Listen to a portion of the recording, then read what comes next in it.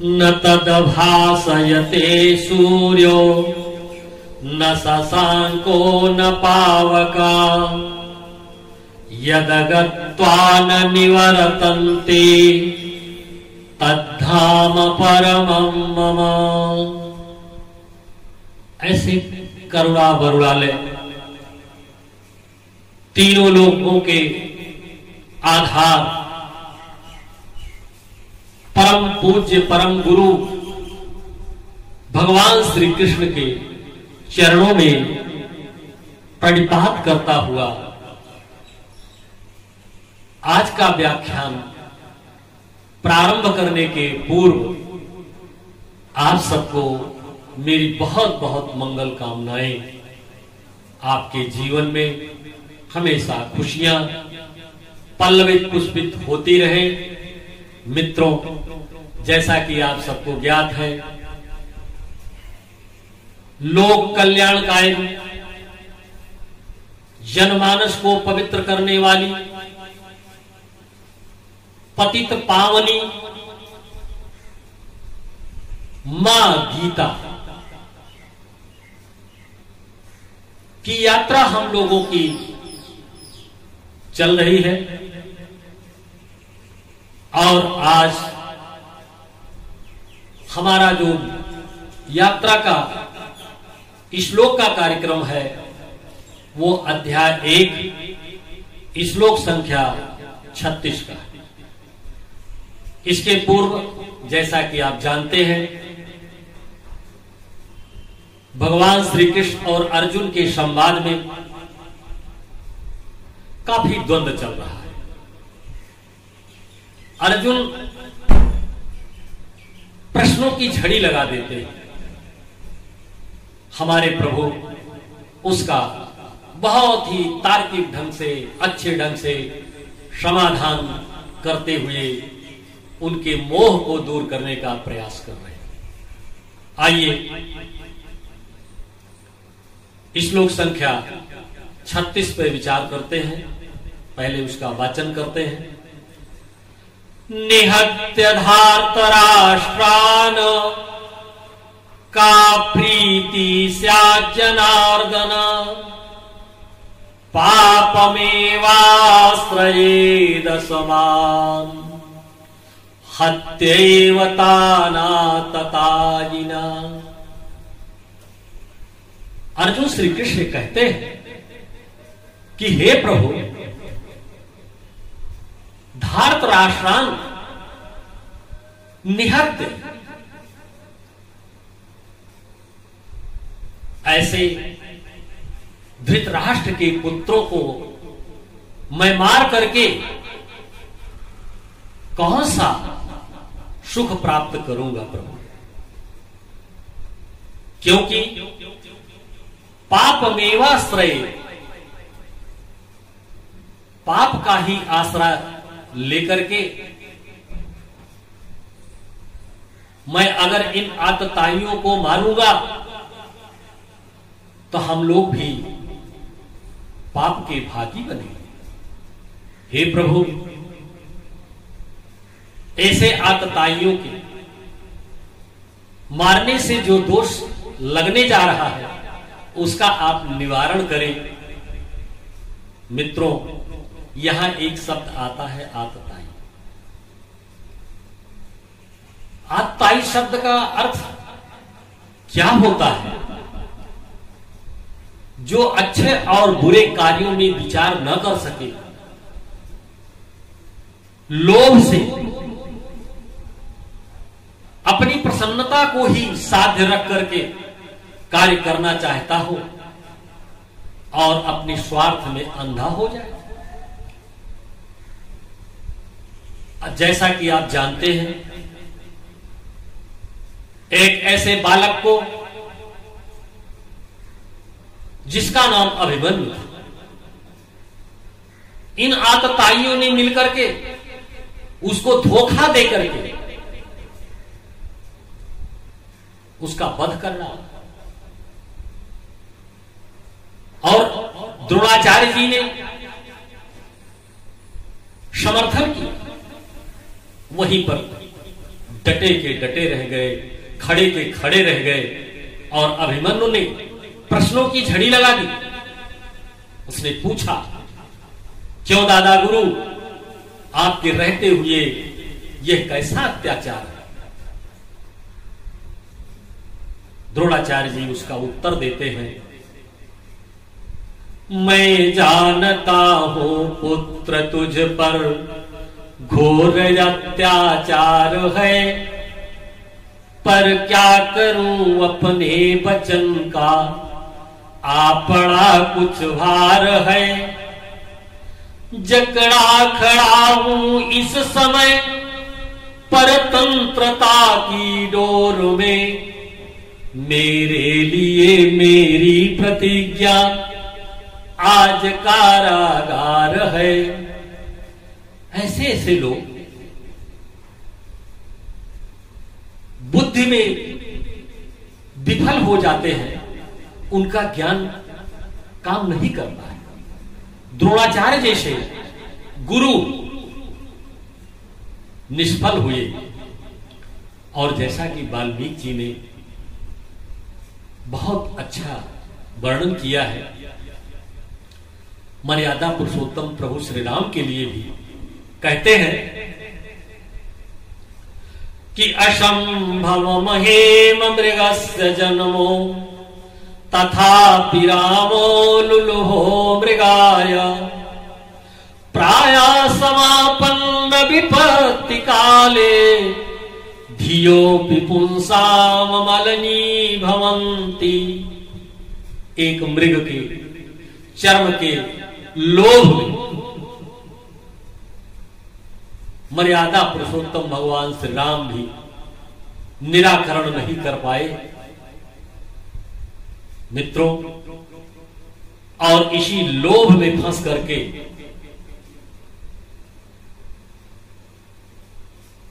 कौरव अपने भविष्य का नाश कर देते हैं, अपने कुल का विनाश कर देते हैं। लोभ ऐसा है जिसके अंदर समा जाए उसके जीवन को तो नष्ट करता ही है, लेकिन सारे परिवार को, सारे वंश वृक्ष को मिटा देता है। संस्कृत साहित्य तो बहुत ही गहरा साहित्य है। एक भंवरा बैठा हुआ था कमल पुष्प पर और वह विचार कर रहा था, अंदर पंखुड़ी में रसपान करता हुआ कि मैं आज जी भर कर अपना रसपान करूंगा, इस स्थान से आज विचलित नहीं होगा।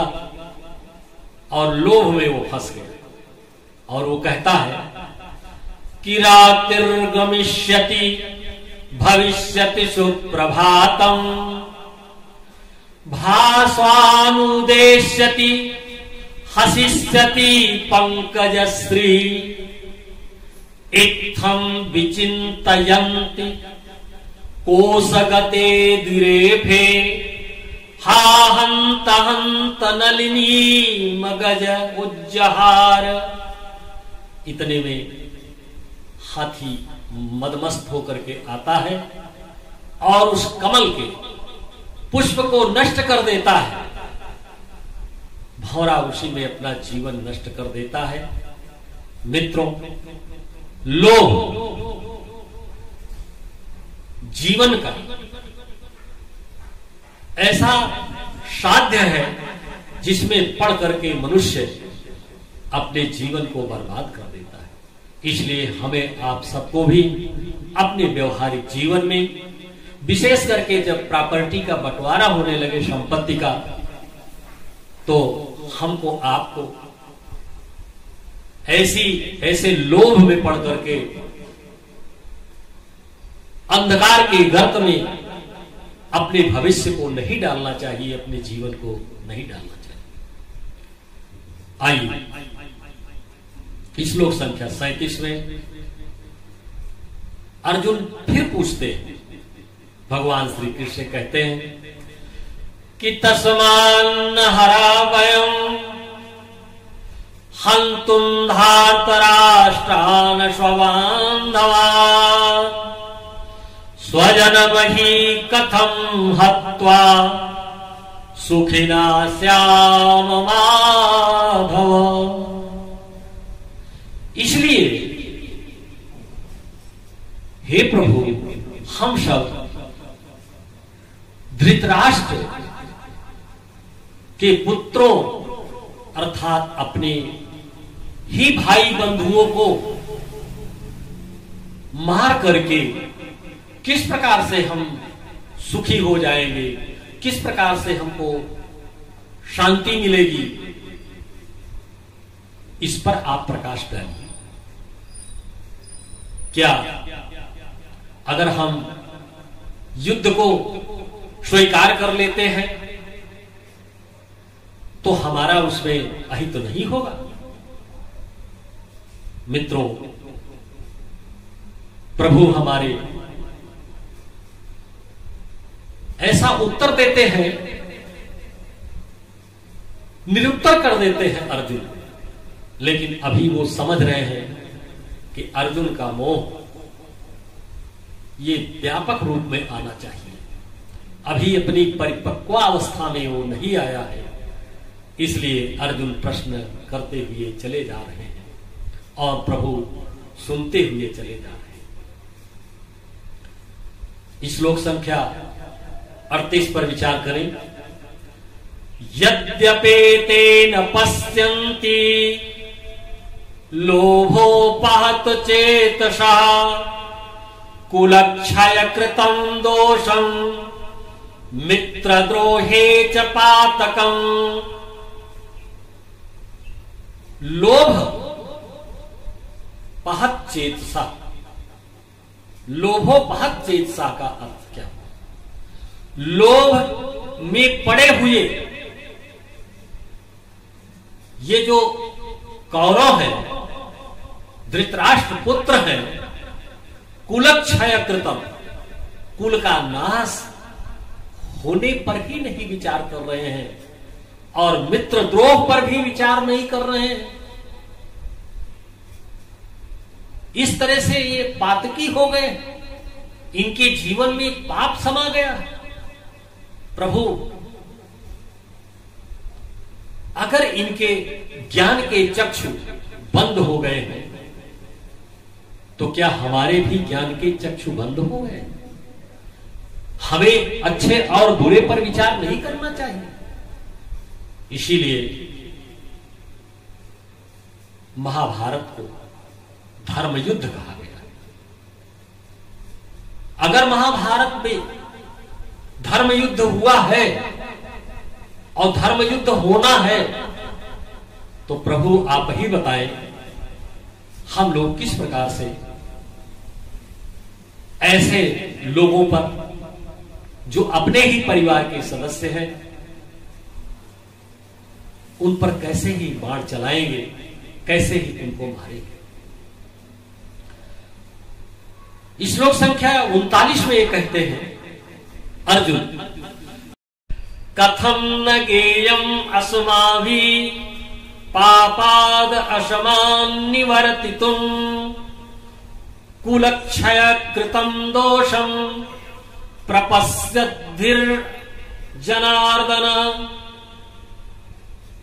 कथम न ज्ञाय गेयम, हे प्रभु, किस प्रकार से हम लोगों को इस पाप से छुटकारा पाने के लिए सोचना नहीं चाहिए? क्यों नहीं सोचना चाहिए? आप ही बताएं। कुलक्षय कृतं दोषम, कुल के क्षय का जो दोष हो रहा है, हे जनार्दन, इस पर हमको विचार करना चाहिए कि हमारे ही कुल का तो नाश हो रहा है। प्रभु, ऐसी परिस्थितियों में आप मुझको युद्ध करने के लिए बाध्य कर रहे हैं, जो समीचीन नहीं प्रतीत होता है। मित्रों, कभी कभी हमारे जीवन में भी इस प्रकार की परिस्थितियां आती हैं कि हमको आपको ऐसे संदेह के घेरे में आना पड़ता है कि हम अपने ही परिवार के लोगों से लोभ में फंस करके युद्ध करें या ना करें।